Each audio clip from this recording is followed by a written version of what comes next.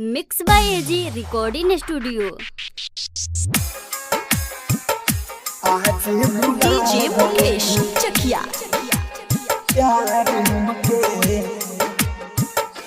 आज दीवाना बना गइल, दीवाना बना गइल, दिलवा दुखा गइल, दिलवा दुखा गइल। काल भइल प्यार हमके आज भुला गइल, काल भइल प्यार हमके आज भुला गइल। दीवाना बना गइल, दीवाना बना गइल, दिलवा दुखा गइल। काल भइल प्यार हमके आज भुला गइल, काल भइल प्यार हमके आज भुला गइल। Mix by AG recording studio. आज भुला गइल।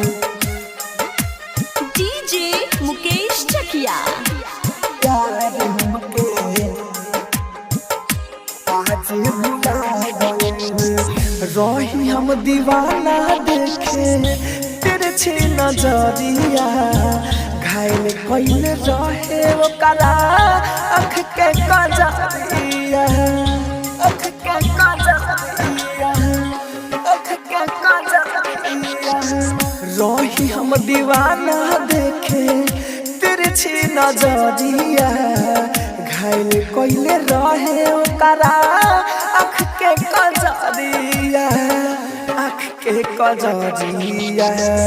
रोगी बना गइल, रोगी बना गइल, दावा ना भइल, दावा ना भइल। काल भइल प्यार हमके आज भुला गइल, काल भइल प्यार हमके आज भुला गइल। आप सुन रहे हैं एजी एंटरटेनमेंट की धमाकेदार प्रस्तुति। आज भुला गइल। डीजे मुकेश चकिया। प्यार हमके आज भुला गइल।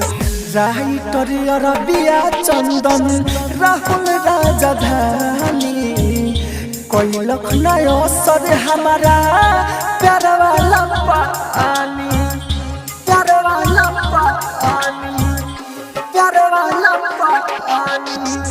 राइटर अरबिया चंदन राहुल राजधानी, कोई लखनऊ असर हमारा प्रेम वाला पानी, प्रेम वाला पानी। जरता दियावा, जरता दियावा, छल में बुता गइल, छल में बुता गइल। काल भइल प्यार हमके आज भुला गइल, काल भइल प्यार हमके आज भुला। Mix by AG recording studio, Roshanpur Sapaha.